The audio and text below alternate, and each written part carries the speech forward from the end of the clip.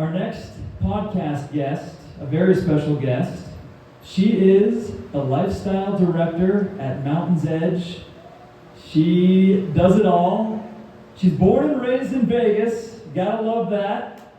She's putting on for the city of Vegas. Her name is Austi Martines. Hey!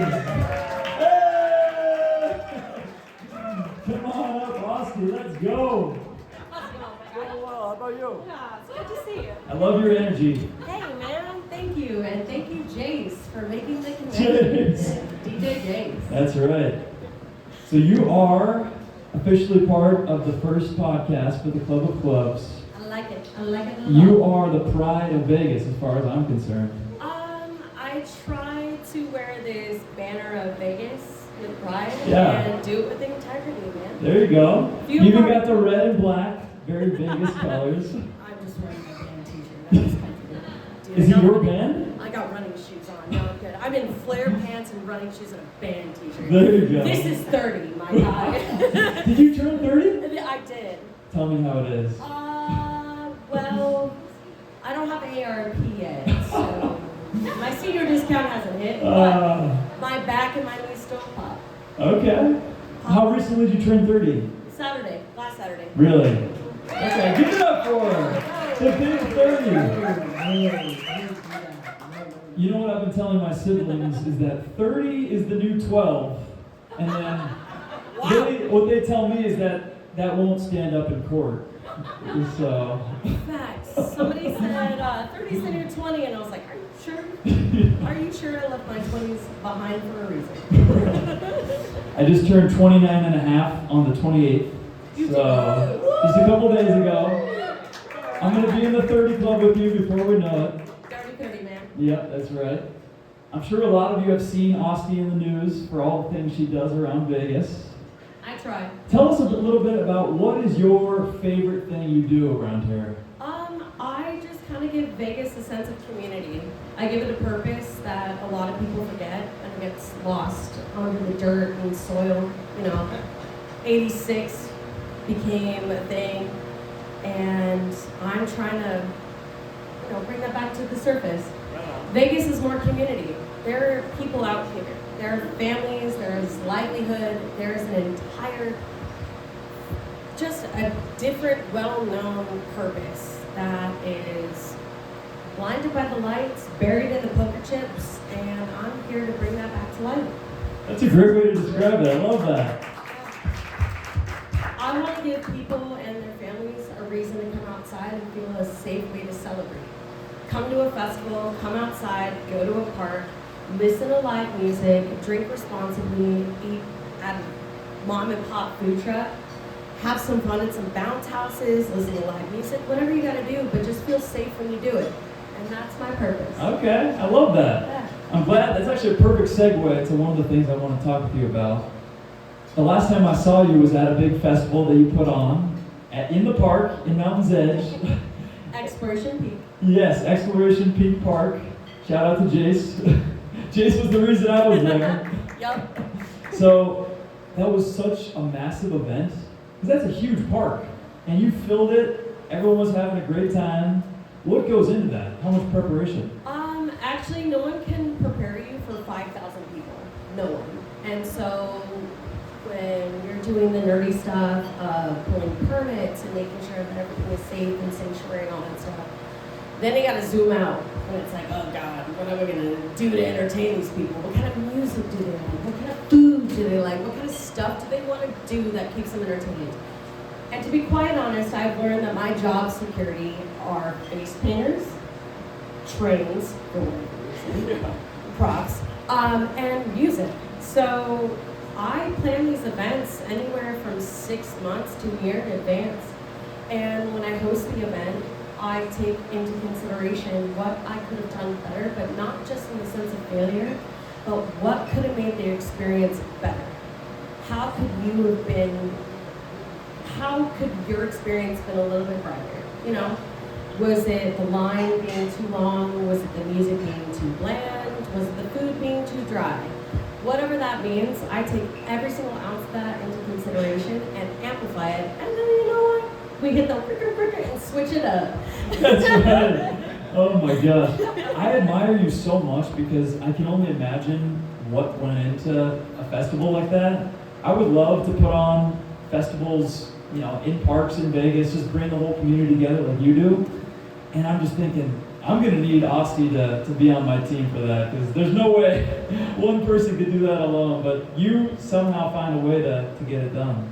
You know what? It's all because of my childhood and my upbringing. And shout out to my parents and my family sitting at this table over here. My mom, Shout out to Austi's parents. Yeah, my mom took me to my very first EDC when I was 18.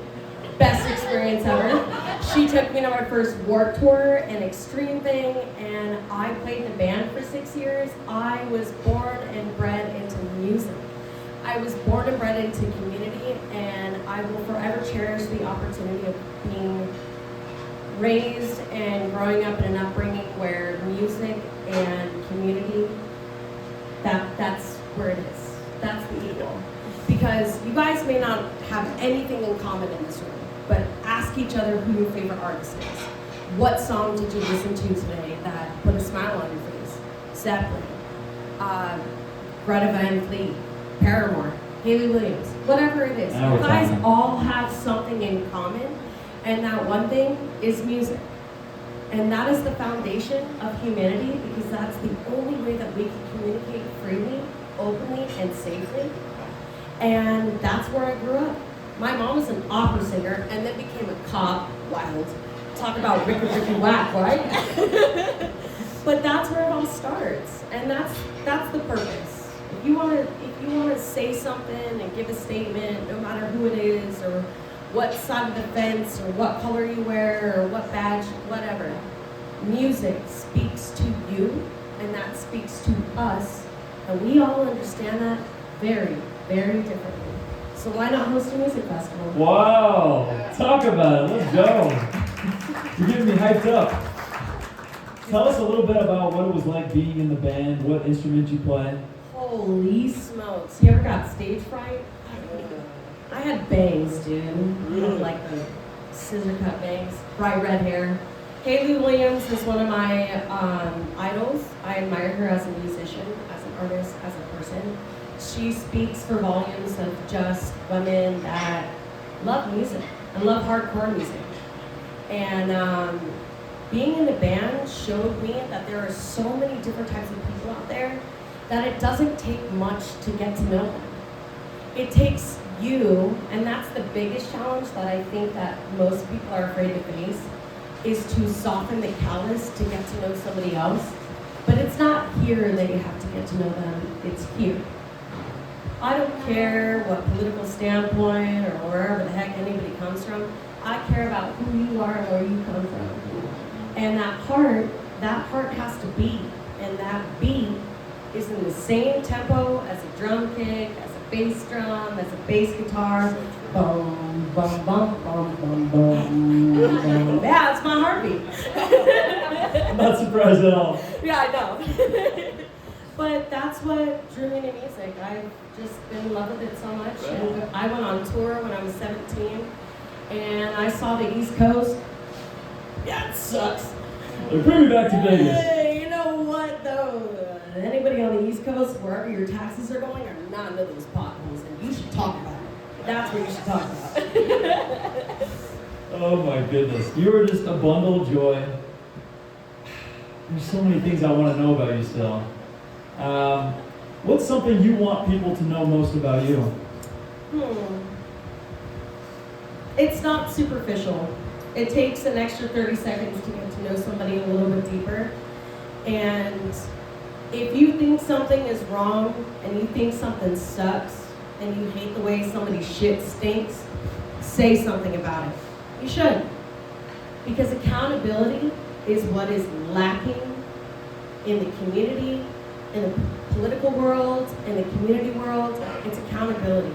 And if it sucks, say that it sucks. You should. Because no one else will change unless you force a change. And if you force a change and you're willing to accept it, you're bigger than the better person that left it behind. Facts. Preach! So, you mentioned that there's a big event that's open to the public, coming to Mountain's Edge shortly. You want to tell everyone a little bit about that? Raise your hand if you have a dog, cat, bird, ferret, fish, whatever. Cool, great. Pause at the Peak, Exploration Peak Park, February 28th. It is open to the public. It is free. It is all funded by local vendors, anybody in your pet store. It's not a PetSmart, it's not a Petco, it's a Pet Supply, it's a Barking Dogs. So bring your cat, bring your dog, bring your friends, bring your kids, as long as they're on a leash. From 10 to 2 at Exploration Peak Park. It's going to be a lot of fun. Love it. I'm definitely going to be there. I know Jace will be there too. Yep. One more thing. So on the topic of Mountain's Edge, I feel like Mountain's Edge is highly underrated. People don't really talk about it a whole lot, but I'm curious to get your take on this because I know we have at least one big-time realtor in the house, Chip over there. Just tell us a little bit about what you love so much about Mountain's Edge and why you think it's a great place to live.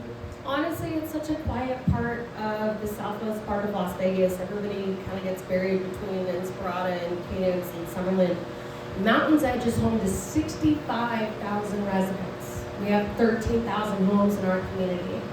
And not only is one of our parks one of the most biggest and most popular locations in Las Vegas, Exploration Peak Park, and if you've not ever done a hike, you probably should, go up to the top of that peak, and the entire compass at the very top is made out of pavers, and it looks over the entire Las Vegas Valley.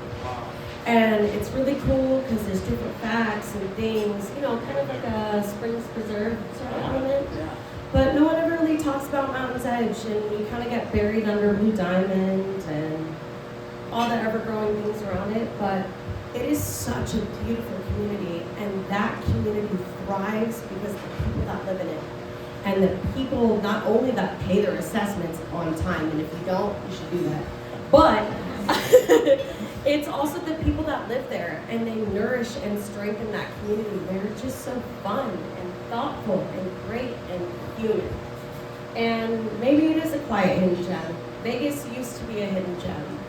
And so maybe now Mountain's Edge needs to be that hidden gem in Las Vegas. But yeah, that's Mountain's Edge. That's a perfect way to describe it. Every time I've been there, the people are awesome. Everyone's so lively and friendly.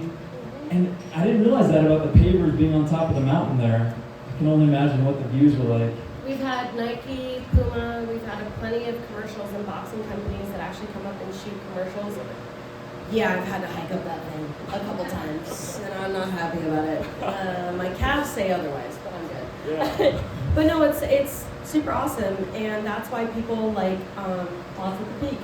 It's sponsored by Comp 92.3.